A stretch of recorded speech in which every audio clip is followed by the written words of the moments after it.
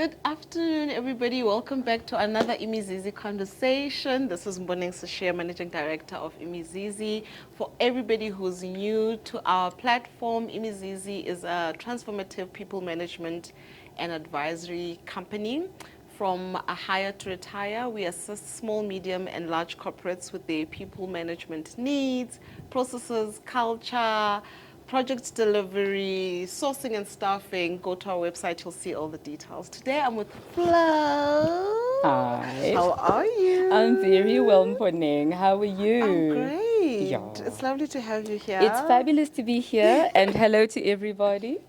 Okay, I'll ask you to introduce yourself, everything Perfect. about your wonderfulness.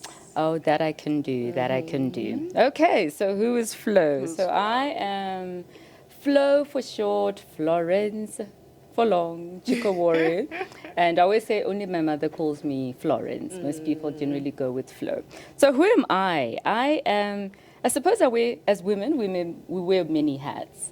So my most favorite hat is I am a mom to two boys, a tween and a teen. Oh, wow. And the teen thinks they are 30, and the tween thinks they are a teen. So it's fantastic, and I don't know anything. Two boys, and it's wonderful. So that is part of who I am, a big part of who I am, I think. And then I have got several professional interests. So I am managing director of Flo Consult. So what is Flo Consult? It is a change leadership coaching business. I do a lot of speaking on change management, and I do a lot of advisory on change management. So Flow Consult was all about how do we bring the change management expertise closer to people, including small and medium scale businesses, not only the big guys. Yes. You don't need a consultant for a year. Sometimes you just need advisory. And I do quite a lot of that, and sometimes I'll do it in the form of talk shows as well, just to make sure that messages get out there. Yeah, and my background is change management. I have over 25 years, as you know, in change management, and it's a journey that continues. You know, we never stop learning. And it's actually, I find learning. change management has become such a critical component in this day and age, especially in project delivery, well, everywhere. But people are now realizing how critical it is to have change management at the beginning of the project, and not only when you're about to go live. Yes. Just thought I should add on. No, absolutely. Before we continue, you know how we can be? Absolutely. Continue. Absolutely. So like, I mean, to what you're saying, you know, the comment I would like to make to that is, the funny thing about change management is if you turn the words around and you say managing change, or you say adapting to change, people go, When you say change management, they go, huh? So it's sometimes it's the semantics of what it is. Because change management is the pom-poms. They think It's the people with the pom-poms. Pink and fluffy. Yes. The pink and fluffy. And the chocolates. I tell now you. there's a new project coming and a new system coming. Here's the chocolate. Yes, and then usually change management is more change rescue in a lot of projects. Help! Nothing's working. The users are not using the system. Help! And then I come in as like firefighting. So there's a lot of change rescue that we do, much more than actually managing the change. But that all comes with the territory, and you know, there's something for everyone. Okay. I think maybe we can jump in because I think we already have. We have. The topic for today is building resilience, the other side of failure. Yes. And as I was looking at this topic, honestly, I was like, this could be two different conversations on their own, right? Because just building resilience, and this could be personal or business. Yes. That already, okay, let me not get into it. Let's find out from you. Okay. Why this topic? Why did I pick that topic? So I picked that topic for several reasons. The most important reason for me was there is a sentiment that comes with a perceived failure. And I want to call it perceived failure because sometimes what you think is failure is actually the first step of your success. You just needed to learn the lesson.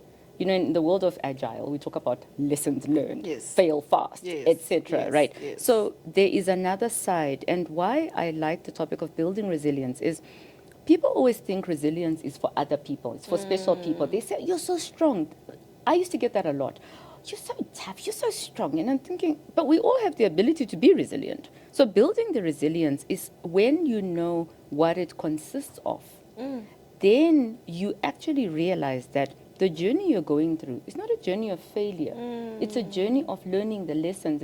It's building blocks. It's like when you build the Lego. learning. And I think I want to echo your sentiments, right? I also realized recently that as I am analyzing certain words, because I feel like words are very important, right? How we use them, how you speak to people. I've always been very conscious of words, right?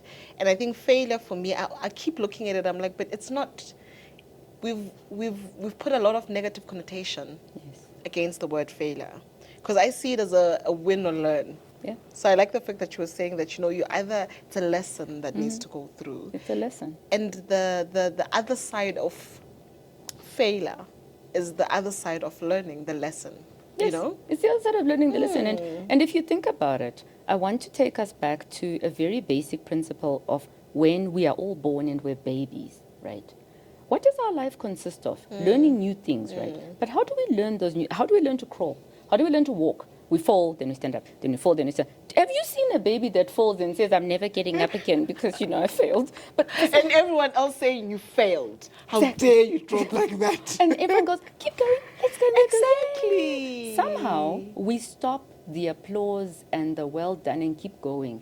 It stops somewhere. Yes. I haven't figured out yet like where it stops. now you must know everything there is to know about life. You must know everything. And how do you build resistance when you expect it to know stuff? You Exactly. can't. No. Because resistance means that I must be willing to do something that's untowards. Yes. And then, I must be willing to learn. So if you actually, the best analogy that I want to give, and actually it works with the Imizizi roots.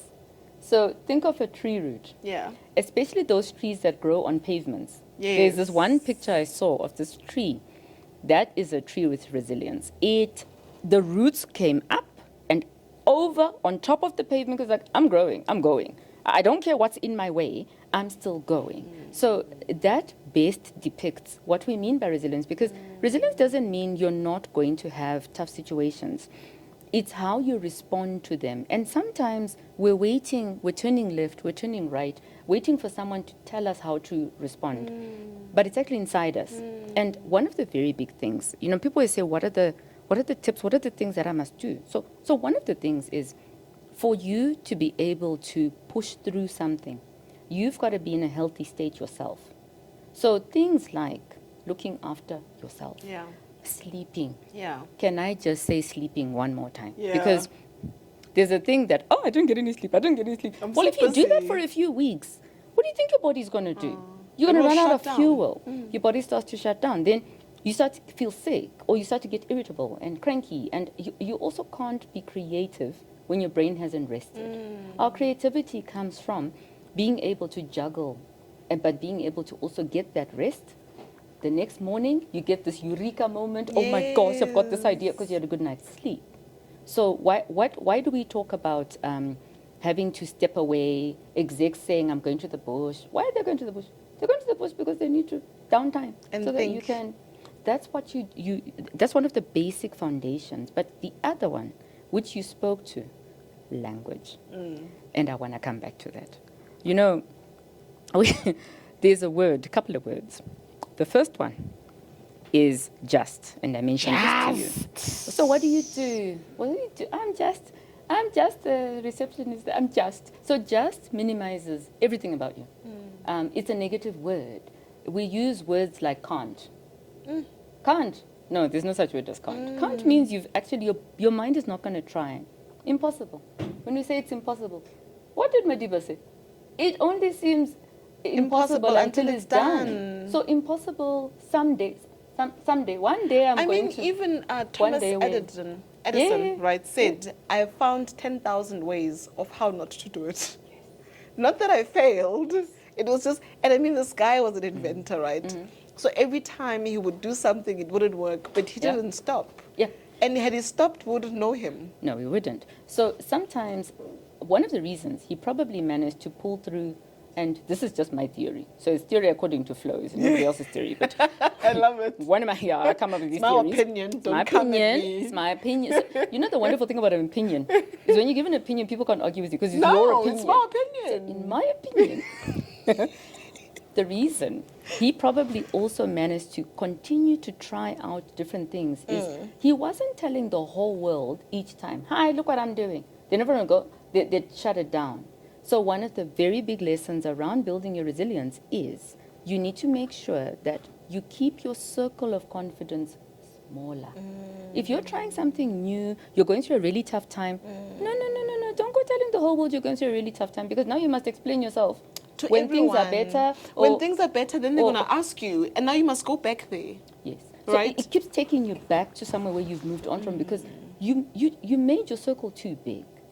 So watch your circle. Because when you watch your circle, you can make your mistakes and keep moving because you've got a trusted circle.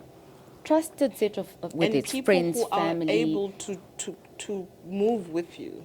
Yes. Do you know what I mean? Because I Yes. feel like resilience means that at any point in time, I'm moving from one level to the next. Correct. And I need to be with people who can understand that and not be like, but you used to be like that 10 years ago. Yes. Yeah, that was 10 years ago. Yes, yes.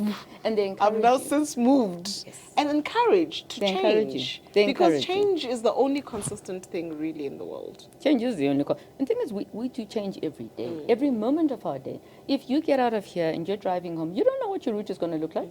So change it lives with us.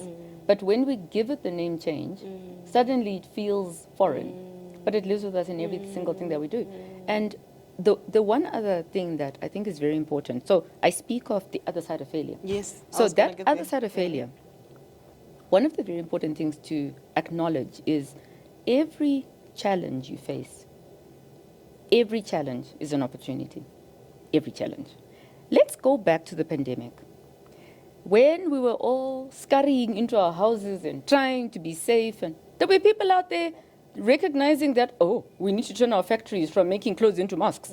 There were people that realized that, oh, hold on a minute, I can actually deliver the food that I normally would sell in a restaurant. Maybe I can do deliveries to people. So people found opportunities in spaces where it didn't look like there was an opportunity. And do you think that's a mindset thing then? Is it certain people have a certain I won't be stopped mindset, and therefore those are the people we look at and we say, oh, you're so strong, oh my goodness, I don't know how you do it. Because I'm just like, okay, this has happened, take a moment, breathe, and be like, because resilience really, I mean, if you think about the actual definition as well, it's the ability to, it's the capability to bounce back. So reshape myself to something I was or even better. Yes. You know, so that I Yes. can be able to, if something else comes again. Yeah. So something you've just said, and I'll add on to it, the American Psychological Association, they've got this interesting part of the definition of resilience, and they talk about how it is a muscle that you build. But to build the muscle, you need to go through things that make you need to build the muscle. So there's an expression, I can't remember where it's from, that says, if you pray for courage, God will give you the opportunity to be courageous. Yes. If you pray for strength, you'll be given the opportunity. It's like with our children. If you pray for patience, oh, you'll be given the opportunity to be patient a million times, right? So Do we ever think about that? Because we pray for courage, and you think I'll wake up and just I'll just be- feel courageous. no, you're going to be put in a situation that's going to make you sink or swim. And what helps you through the situation is knowing who to call on. So your support group helps you to sink or swim. But I Actually think the helps you to first swim. bit is deciding Yes. that you want Yes. to Yes. swim. Because then once I decide I want to swim, then I'm like, oh, I know Flo Yeah. can swim. Listen, it's two things. You can decide, or you can be put in a situation where you have no other option but to swim. Hey, There's that one. Yeah, we know that one. hey. Rock bottom. When you are rock bottom, And then you're just like, okay, I have to go up. you got to come up for air, right? So sometimes we are forced into a situation and we find ourselves not knowing how we're going to get through the next day. And then you wake up and you're actually still alive the next day. Then you're going, I made it through yesterday. And then you start to celebrate small wins, small wins. That small win can be, I bought bread for the next day. Wow. And it won't always be like that. Appreciating where you are at, even when it's really tough. When you appreciate, your mind starts to see possibility. And it goes back to you saying it's inside. It's inside you. The resilience is inside, because if we were to say, like, not hypothetically, a technical example, and I know a friend of mine who went through this, he told his friends when he was in matric that he couldn't swim, and they threw him in the water. And then they said that's the only way you learn to swim at this age. No one can teach you. And he swam. Because he had to. But he knew how to, although he said he didn't know how to. I don't know if you know, it's inside. It's inside. It's inside. And what helps people sometimes, helps all of us realize that it's inside, is when you look back on a situation and you think, how did I get through that? But you have, each of us is equipped with equal opportunity to build resilience. We all have it. But what we do with it, and also in the world of social media, life has become different. So sometimes people's resilience gets eaten away by comparing themselves to others. Instagram is a lovely place, but it is not a place you go to if you want to know yourself more. All you see is everyone else. So be cautious how much time you spend looking at everyone else's life, because no, it's not rosy like that. It just looks rosy like that because it's on Insta. I was telling my kids the other day, I was saying that for you to be this human that you are, there's certain things that you need to consume. Yes. And I was saying that you change as you grow. I mean, physically, you were a baby, you were a toddler, you physically change. And most of the time it's, the food and whatever. I'm like, the things you consume make a difference. And I'm like, but you don't only consume through your mouth. You listen, you see, you know what I mean? And I was like, the things you listen to, if they are constantly, putting you down, putting other people down, it's a certain lifestyle and it's not working with you, you are going to be in trouble. Yes. Because now you start comparing yourself to someone else. Shapes you. You become someone you are even not, someone you don't even realize who you are. And I was like, isn't it to your benefit to just listen to things that help you? Yeah. So the more you remind yourself to do that, and you then just do it just naturally. So there's no need to then go on a retreat and go and find yourself. No. There's no need for any of that. It's a daily thing. And it's daily decisions that you make. And sometimes, a tactic I've always used, and sometimes it's worked, sometimes it's crashed a little, but when I make a decision on something, and I feel it's right, I don't say anything to anyone. I just do it, because I don't want to hear naysayers. So sometimes it does crash, but a lot of the time, it's what I actually wanted to do. And it's fine. And then I announce later, and then everyone goes, "Oh, I didn't know you were doing that." And I'm like, "Yo, if I told you, you'd have questioned and said, 'Are you sure?'" And I didn't need the naysayers. And thing is, you have to learn to trust your own instincts. So we tend to, similar to the way imposter syndrome shows up. Yes. We tend to not trust ourselves. Yes. So when you don't trust yourself, our bodies talk to us. Yes. Our gut talks to us. Definitely. So when you're not listening to that sixth sense, because women are blessed with sixth sense, and a lot of the time we ignore it. Natural. We ignore it. It's like I knew something was wrong with it. And I just decided not to. Knew. I just knew. So if you knew, why didn't you listen to yourself? So listening to ourselves and having faith in what we're feeling and thinking, it's a human thing. Not only for women, it's for everybody. But it's very important to actually tap into, take a moment and listen to what your body's saying to you. Because sometimes... Come back inside. Come back. Just go somewhere. Sit down and think about it before you act on it. And sometimes the mind and the body and the heart can sometimes have different views about something. So when you take time, you start to reconcile, okay, your logic is saying this, your emotion is saying this, and your body is saying this, and okay, what must I listen to? But it allows you to have this conversation with yourself. And I was gonna say that I thought you were gonna give us an answer because I'm just out here saying I know personally. You must have your conversation with you. Personally, where I am like, okay, logically this makes sense, but emotionally I'm feeling a completely different thing. And the thing is, though, that gut and your emotions, when your emotions speak to you, sometimes it is because the situation you're in is challenging your value system. So when something is not aligned to your values, why do you think people walk out of jobs? They just leave the job. They leave. They have no other job to go to, but they leave. Because their own set of values is being compromised by where they're working. And every day they go through it until they can't take it anymore. And they leave. So resilience is a mindset. It's a mindset. Resilience It's not. It's a mindset. It's here. It starts here in your own mind. And what your thoughts, what you feed your thoughts, and what your thoughts feed the rest of your body. Yeah. So it is a mindset. Yeah. And I want to give you another illustration. There's a study that was done by, I think she's a psychologist. She's with Stanford University, Dr. Carol Dweck. And I love her work.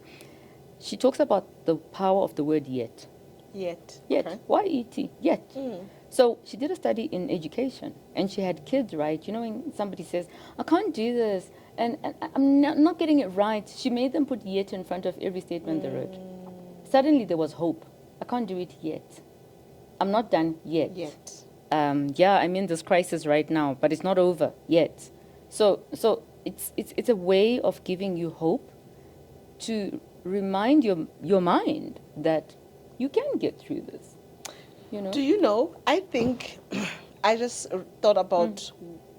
Earlier you said you don't know when we stop the cheering on, Yeah. and I think it could be schools. Well, yes. Right, you start. No getting offense to into the school, schools. not to the school No offense to the education specifically, system. but you start getting into school, right? The teachers have an expectation, the parents have an expectation, but the parents have an expectation because they know someone else is teaching you. Yes. Right? So no one is sitting there and saying, how are you consuming this information? Yeah. And how are you changing? Because now I move from playing all day, all of a sudden I must be doing my work. Yes. I know my son struggled in grade R. He could not sit still. And they wanted at a him to sit They still. wanted him to sit at a table, do his work, and it took many months of me talking to the teacher to be like, can you just let him try his way? Yeah. Because you're like, no, he's disrespectful. I'm like, not really. He just prefers to lie on the floor to do his work, not sit on a chair. You know what I mean? So we and get once put into she this got mold. exactly, once she got into that, she was like, oh yeah, you're right. Because if I let him lie on the floor, he does his work, he does it properly, and then he's out Yeah. to go play. Yeah. But I think that one of the things we do is the expectations that we put, but then we don't teach our kids how to deal with failure. Yes. Because that's where it starts. You've either passed or you've failed. Yes. You know what I Yeah. mean? And instead of the teachers or the parents saying, oh no, you're not there yet. Yeah. You know, you don't understand it yet. Yes. Instead of saying, you failed. Even things like the grading system. So the whole, I mean, I remember when I was in primary school, oh heavens, you know, there even were tables. You'd sit on the table for the A students for that month and sit on the table for the B or the C. I was a rolling stone. I could go from the A students all the way to the D's and all the way back, and it confused my parents. But I refused to adhere to the system. I was like, well, I didn't feel like doing the test, so I didn't do it properly. And so what? I'm still me, right? I was a very difficult child. Sorry, clearly Mom. were. Sorry, Mom. But You're not the firstborn, you're not. I'm in the middle. You're the middle, I was going to say. Number 3, Middle smack bang. child Middle syndrome, child, yes, this yeah. thing of So yours. so the middle Because we children are can told be what to do tricky. as firstborns, and we're like, yes, Yes. do it. Yeah. Do it that way, and I'll do it better. Exactly. So the thing is, I can relate to your son because what he was doing was he was approaching the world from his perspective.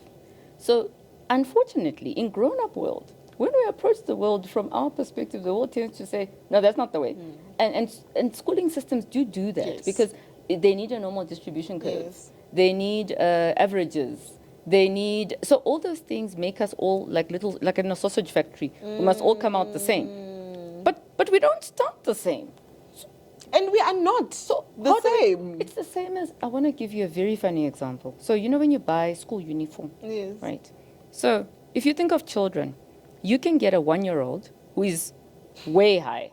You can get a 1-year-old who's tiny, right? Somehow, in the schooling system, now they age groups to uniforms, 11 to 12 years, 9 to 10 years. What, there's an average now for what the child looks like, for what the... How tall the child must be. And people will judge, and they look at a child and say, he's in grade 5. He's very tall. He's very Are you tall. sure he's in grade 5? I see it at soccer matches. Do you want to confirm with God that maybe he should have been My shorter? kids play club soccer, and you see some tall young man there, and the fathers are like, there's no way that child is under 12. There's no way. And I'm thinking, I won't lie, I have been one of those mothers. Thank you for rectifying our lives. Me too, I sat there this one time with my son's rugby. I'm like, there's no way that child is 9. That one! he's just That child must bigger. be 12 at least. He's just big. And I literally, as you said it, I thought of that day. Yes. And he could be just bigger. Absolutely. So we get put into molds. But when the chips are down, the mold does not apply. When the chips are down, you must find your own way. So now you must know yourself to find your own way.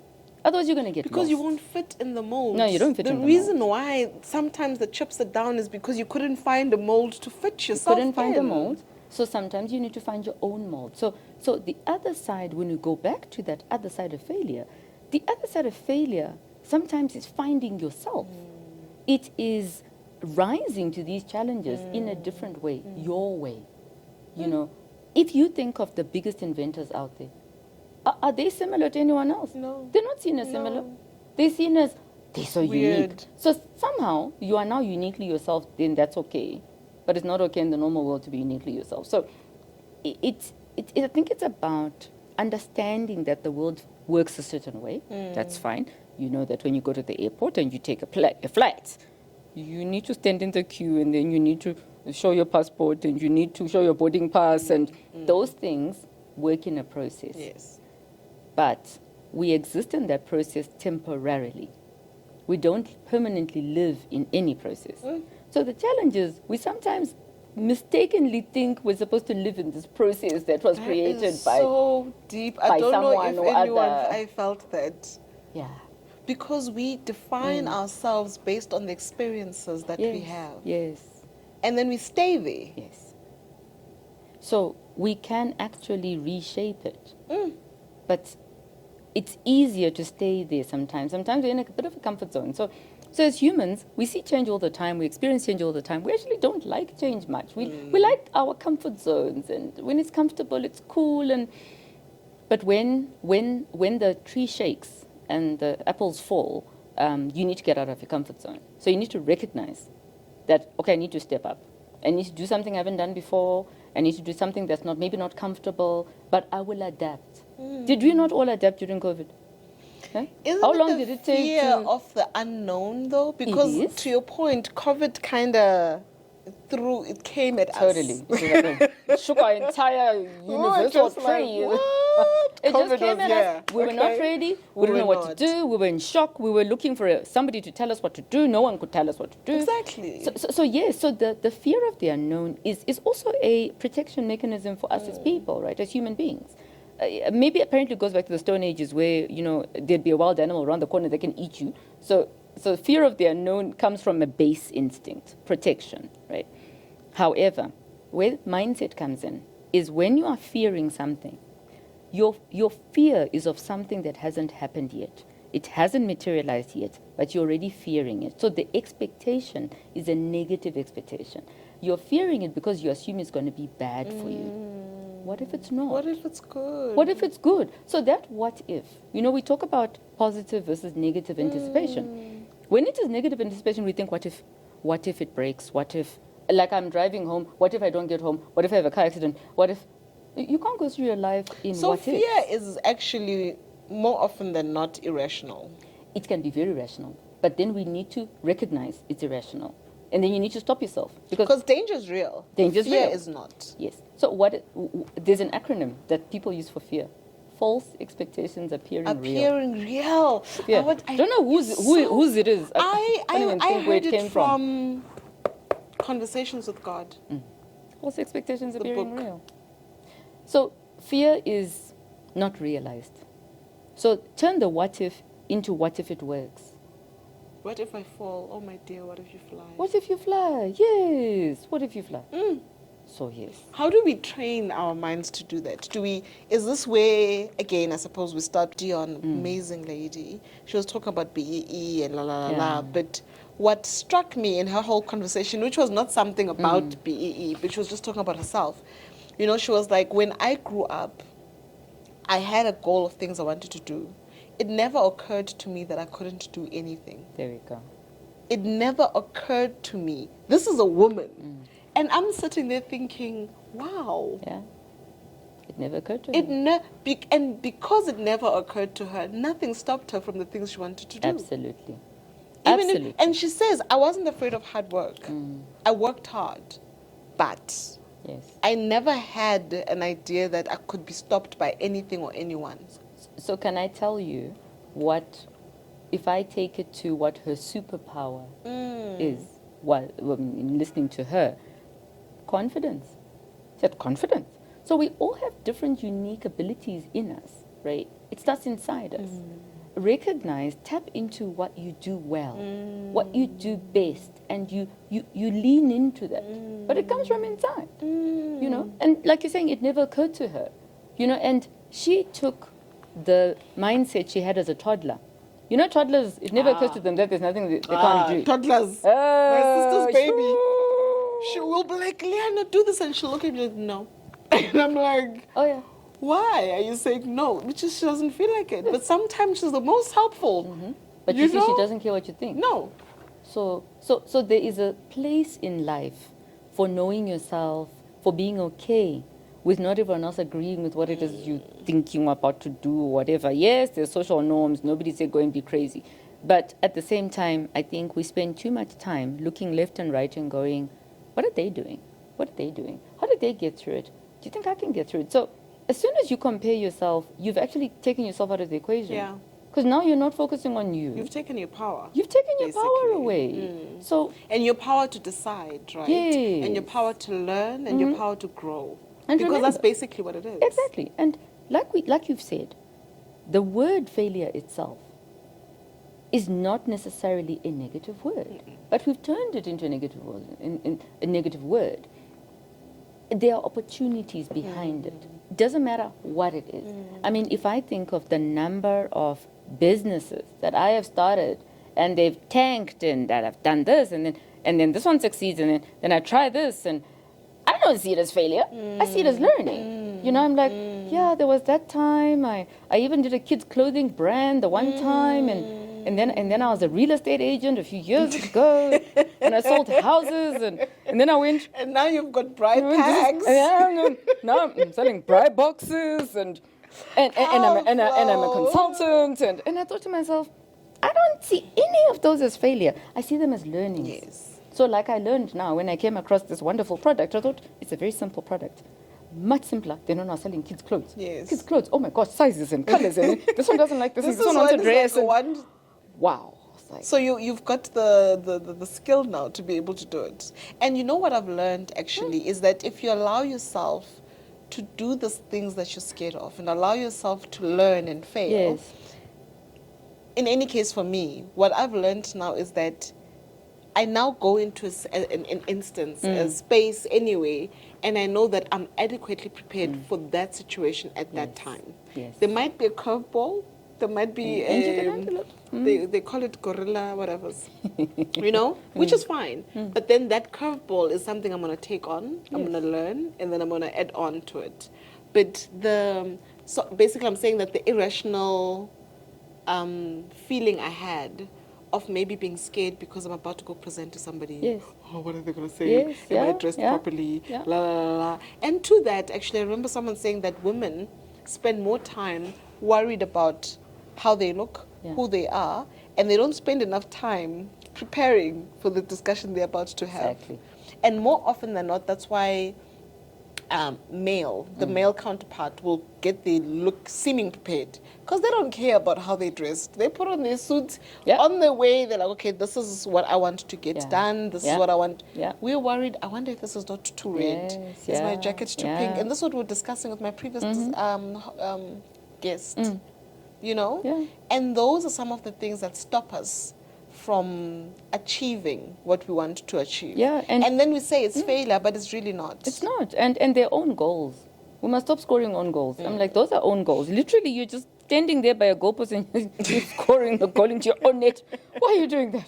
And then saying, this is not fair. How are you winning? Exactly. So a big part of it is starting with you, that mindset, but being comfortable in your own skin. Because it's your skin. So if you're not comfortable in your skin, then what's going to happen? Who must be comfortable in your own skin? Who must come tell you you're fine? So you need to, and if it is a journey you need to walk to get to know yourself, then you walk that journey. But recognize when you are not giving yourself enough of a chance. So sometimes you must just, you go for something, you want to do it, go for it. Don't worry about whether you're going to fail at it or not do well at it. You've got to give it your best shot. Life is about giving everything you do your best shot. And we teach our children this, right? Give it your best shot, do your very best. It doesn't mean you're going to get 10 out of 10. Doesn't mean you're going to get the blazer or the what or what. But you've given it your very best. You jumped in both feet. And I always say to them, practice makes better. Practice makes better. You know, I was like, you don't have to be perfect, but if you practice, you get better. Exactly. And better means you just keep getting better and better and better. You make me laugh. I was doing a talk to grade 7s at my son's school the other day. So cute. Yes, I didn't realize my speaking engagements go all the way down to grade 7s, but there they were, all 100 of them. No, I feel like that is the scariest because those people they're quite are tricky. quite tricky. So they know what prepared. they want to hear. I prepared for a long time, and then I went, okay, now we're going to do this. And then I'm chatting to them and everything, and then I left them with this acronym that my own headmaster, when I was in like high school, taught us. He used to make us repeat the 7 Ps. And then I started grade 7, there's the 7 Ps. What is that? Prior, proper, planning, prevents, poor, pathetic performance. And they were laughing so hard. I said, yeah, all we're saying is plan. So, yeah. So a big part of building resilience is have a plan. Your plan might not work out, but you must have a plan. So there's your plan A. This is what you're doing. Okay, so if it doesn't work, what's plan B? Sometimes you need to go all the way to plan C and D. The parts of my life where I had to go to plan E. You know, what's your plan? But the point is you need to have a goal. Yes. Because the route to the goal, exactly. There's many opportunities and many paths. Yes. And I feel like actually if someone would think about it that way, that's where resilience would probably be better to say, okay, you're going to first start with the first path. If that doesn't work out, just gather all the information you learned there and get onto the second path. Yes, take the learnings and move on. Get onto the second path. Get onto the second path and keep at it. Yes. So never give up, you know, because when you give up, then you're just going to sit there and feel sorry for yourself. So that's not healthy. You know, you can have a pity party when something goes wrong. Yes, you can. By all means, spend a day in bed in your pajamas, watching TV or whatever. Then get up, because life has to actually carry on. Yeah. You know, you have to go back to doing it again and trying it again, and this is what we teach our kids, right? So that bouncing back is very important, but it's also how you bounce back better. You know, so it's not about that. You are going to break. You're not going to break. You're going to bend, but you will bounce back. You know, you really, really will. So even if things are at their very worst, you need to focus on one tiny small win at a time. Celebrate little things. Celebrate the fact that you got out of bed, you brushed your teeth, and you put your clothes on. You celebrate that. Because sometimes you're going through depression, you don't know. Yeah. But you must celebrate the little things. Don't have to be the big things. And then you keep your circle small. Because now you're having a tough time, and then everyone else looks like their life is like, you know, it's like a movie. They're having the best time. So then don't go there, Because all you're going to do is you're going to make yourself feel worse. And nobody said isolate yourself, Yeah. but just be cautious Yeah. about how much you put yourself out there. Because think about it, and I've seen this on social media quite a few times. So this person's having a bad day and they decide, okay, I'm going to show a video of me crying and being vulnerable. I hear you. But what happens when you're now having a good day? You put yourself out there when you're feeling vulnerable. That's strength, but that's the picture now that everybody's got. So are you going to come back and do another picture of you feeling happy now? Because now you've set a tone. And now you must explain yourself to all these millions of people who watched this video. Now you've got to bring another video. So, and I hear what you're saying about this thing being very personal journey, especially if you are going through a point where you feel like I'm going through a moment of failure. yeah. Shoo, it's such a tricky one. So I just want to touch. I have a lot of things running in my mind because right now we are celebrating a lot of. It's very powerful to accept failure and accept weakness and vulnerability and whatever. And I get what you're saying to say that there's nothing wrong with that.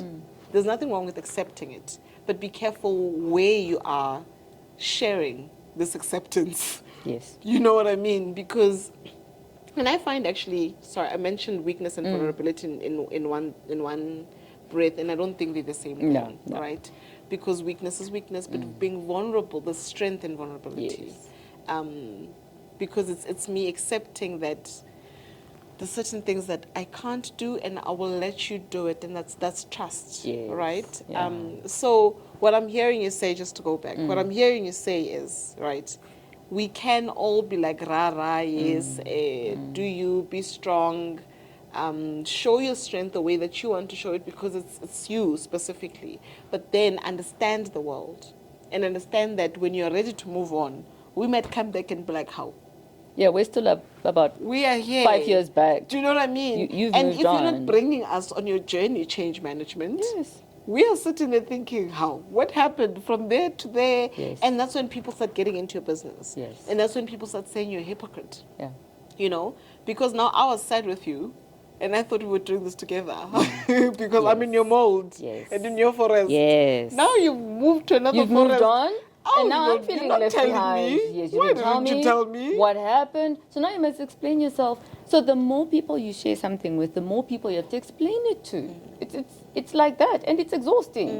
You know, it's the same as, you know, when we lose a loved one. We take time because someone might see you 3 years later. They don't know you lost your loved one. Now they're asking, how's your sister? How's your mom? And you're trying to explain, and then they feel uncomfortable. So it's always a cycle, right? So with funerals, we understand that. But with things that happen in your own life, to build that resilience, you've got to leave some energy for yourself.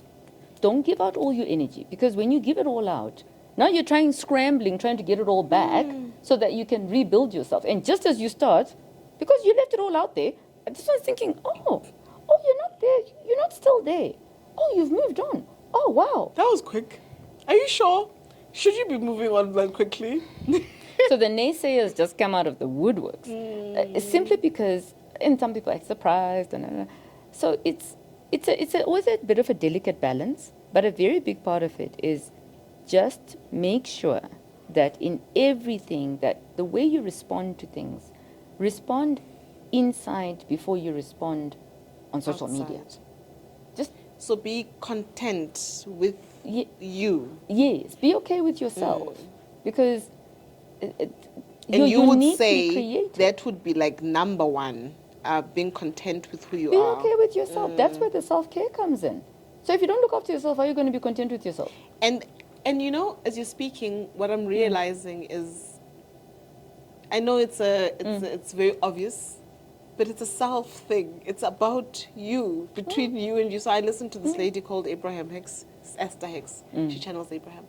And she always says, before she finishes, it's always between you and you. Yes. You know, there's no one else in Yeah. this journey except you and the decisions you make about you. Yes. Because what I will take on, I'll sit here and I'll be like, I don't know if Flo looked at me funny the other day. But it's a decision I'm making, right?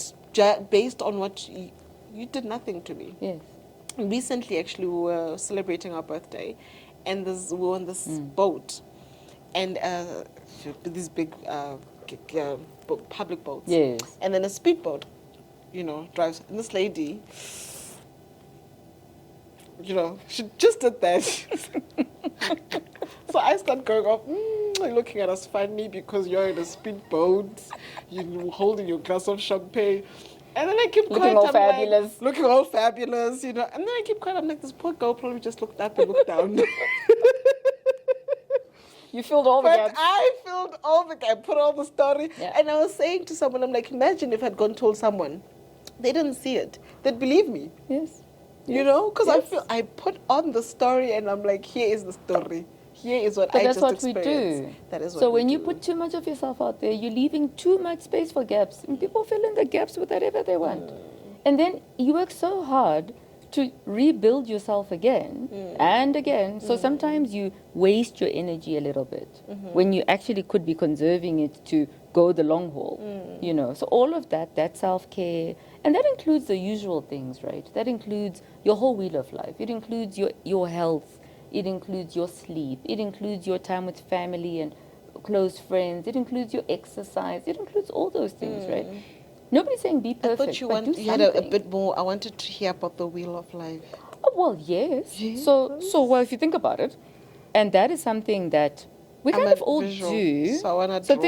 think of a bicycle wheel. Yes, I Except literally you just maybe drew. have less spokes than a bicycle wheel. So if you think about it, Yes. for us to be balanced and for you to be able to practice that knowing yourself and self-care. So where are you? So if you were to draw that wheel, and then I want you to put a scale of 0 to 10 on Okay. each spoke. Each spoke has 0, 1, 2, 3, 4, 5, 6, 7, 9, Okay. 10. 10 being ideal. Okay. Best life. My Yes. best life in Best that life, particular yes. part of my wheel. So if you take your spiritual side, Yeah. that's a part of your wheel, Okay. right? Whether you are religious or not religious, or you tap into whatever spiritual side that you have, you rate yourself and you say, "Oh, I think maybe I'm at 5 there." So you draw out everything. So it's your spiritual side, it is your health, it is your finances, Okay. health, finances, it is your, This is what makes up the whole human being. it makes up all of who we are, really. Relationships. Relationships. The other one is, so in health, you also talk about your self-care routine goes into things like, I tend to separate sleep, personally. I actually put sleep in its own part of the wheel. Because people talk about health, but they're not sleeping. Sure. They're eating right, they're exercising, but they sleep 3 hours, 4 hours in a day, every single day. Then they wonder why they get run down. So your sleep really should be sacred. You're supposed to have no less. Some people can do 6 hours. Some people do 5. But it's not sustainable if you do it over and over and over again. And then you wonder why you're being cranky and there's road rage all over the road because people are not sleeping. So sleep is like a big deal. There are whole studies on sleep. Yes. Road So rage next is time someone has a road rage, I must just be like, please go sleep. Listen, a lot of the time people have not been sleeping, and for many reasons. When we're all parents of young children, what happens? We have no sleep, right? Sleep was used as a form of torture in the war. Oh, don't Yeah, lie. sleep deprivation. They would keep the eyelids open, Oh my like word. World War I, World War II, keep the Yeah. eyelids open like torture. So, because your body needs the sleep, otherwise your whole body starts getting run down. So you can't stay healthy if you're not sleeping, because your serotonin. Think of the hormones Makes that sense. your body manufactures. Your happy hormones, your endorphins, and They your need sleep. serotonin. All in sleep. It all needs sleep. So you can exercise all you want, but if you're not sleeping, where's your endorphins coming from? Just from the Sure. exercise. Your body needs to rest.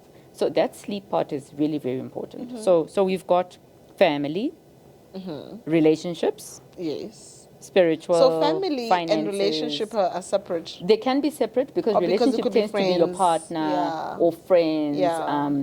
or your significant other. That's a relationship. But family is like your siblings, your children, and all of that. Although family, you could have your husband in family, but you have other relationships within society. Could be work, actually. There's a lot, yeah. It could be work, Yeah. and your career is another part of your wheel of life. So work, career, whatever passions you have that you are pursuing, dreams, yeah. in that respect, that is part of your wheel. So Okay. when you start to look at all the different aspects of your wheel and you rate each part, and it's not to say every part should be evenly balanced, but sometimes you're out of kilter and you don't realize it until you actually assess and you go, oh, to score, where am I missing? So sometimes people focus maybe too much on work and then the family suffers, or they focus too much on religion, on church, and then the kids don't see them because they're always at church. So there always has to be a bit of a balance with everything, because then you can safely be able to build that resilience in a manner that is sustainable, because you are looking after all of your aspects of your wheel of life, you know. And I know I heard someone talk about the three balls. The glass. Yes, the glass and the and rubber. the rubber. So they were saying the work is the rubber ball because that always bounces back. But health and family, Those are glass those balls. are glass balls. Because once you break those, you know, with health it's difficult to get back. With family, it's usually the trust. Yes. Once it's broken. Exactly. And people think their work is the glass ball. So we Some treat work you're sometimes like it's the glass ball. right. Because We drop everything. We literally say, like a parent, for instance, will go, I'm working hard for you. Yes. But you're missing the point that you only have 18 years with me. You don't have a lot of time with them. And then they're gone. And then they're gone. But I was working for you. Yes. Do you know what I mean? And then Yes. you wonder when they're older why you don't have a relationship with your child. Yes. And it's too late when they're older. It's too late. Because now it's done. It's difficult. It's Now done. how am I supposed to create It's a shattered. relationship? Now I have the mentality that you are just my mother. Just. Exactly. And you perform a function of just being my mother. And because the memories, because remember, as we are raising children, we are creating memories. Why do we take children on holiday? We want them to remember, I once went on holiday. And it's not about where you go. It's not about flying to Dubai or, when I take the kids, like I take them to Sun City. Sun City is about a 2-hour drive. Okay, cool. And we get there, and it's about the little things that happen. And those things are what builds their memory bank. You're busy depositing into the memory bank every single thing you do. So as a parent, when you're conscious of that, you will make an effort to do what you can, where you can.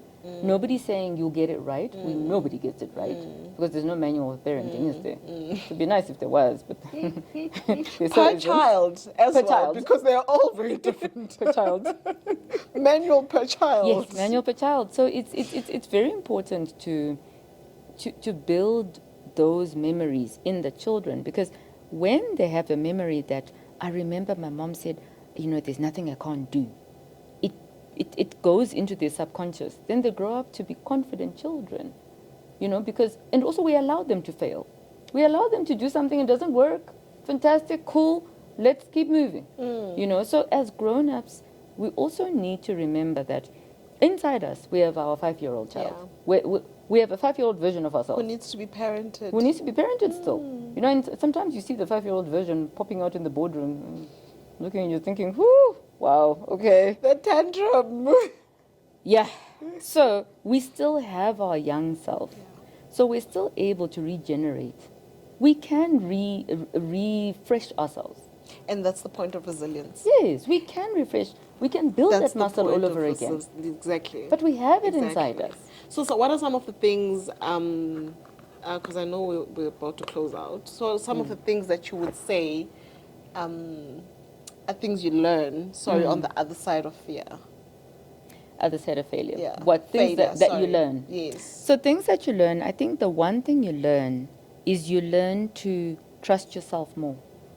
Very much. Because you actually get to the other side. So because you're at the other side, something worked. That's beautiful, because then you start learning how to take risks. Yes. It teaches Calculated risks. It teaches you to take calculated risks. That's the one bit. And I think for me, the other very important aspect of the other side of failure is it teaches you that nothing is for certain. Nothing is cast in stone. Anything can change. Everything can change. So failure is it's a setback. It's a setback. It's not a roadblock. Yes, you need to see it as a setback. And it also it builds your confidence. Because your confidence is built when you fear something, it goes wrong, then you come out of it. Then you realize, oh, so I can do this. It makes you braver. So the other side of failure is bravery. It's courage. As you're saying it, I'm thinking, I think for me, it's so important again to be so in tune with your feelings, right? Because if you can remember the way you felt the first time you got over something, you did it, you failed, but you dust yourself up and you got up and you're like, oh, I did that. Exactly. And I did it wrong, but it's easier to do it the second time. It's easier to do it the third time, and then it gets better and better and better. And also you learn to reward yourself. So the other side of failure is actually patting yourself on the back, and you learn to reward yourself. So as humans, one thing we all respond to, whether we're children, is positive imagery. Certificates, trophies, I'm taking myself on a day out, I'm spoiling myself. Why do we reward ourselves? Because it gives us motivation to keep going. So it's very important to recognize, okay, I actually made it to the other side. Okay, so I'm actually going to reward myself. I'm going to go buy myself a cup of coffee and, the kid comes home with their certificate. Yeah, he's excited. I ran and I did 10 laps and I got a certificate. Or got a little trophy or something, So reward is an important part of that other side. What's worked, and you evaluate. So our temptation is to just keep hammering ourselves. I didn't do that right. I didn't get that right. I didn't do that right. Well, you know what? Other people will do that for you. You don't need to do it for yourself. Oh my God, you really don't. Because Everyone is ready to tell you. People are so ready to be like, oh, no, you failed me. It was so wrong. Oh my gosh, how did you think you were going to do that? Don't do That's it, I watched you. Exactly. So don't do it to yourself. I mean, you've got enough. Because you've got the whole peanut gallery doing it for you. So don't do it to yourself, right? Oh my gosh. You're stuck there. And then as parents, to learn not to do it to our children. Yes. We need to learn to practice the same principles. Because we're not with here the to children. tell them what to do. We're here to guide them. We're here to guide them. And the sooner we know that, the sooner we can reparent ourselves and become better people. And we need to realize they're not extensions of us. No. They might look like us. No. But they're not extensions of us. They're their own people. They needed to get here somehow. They're their own and people. God chose We are just guardians.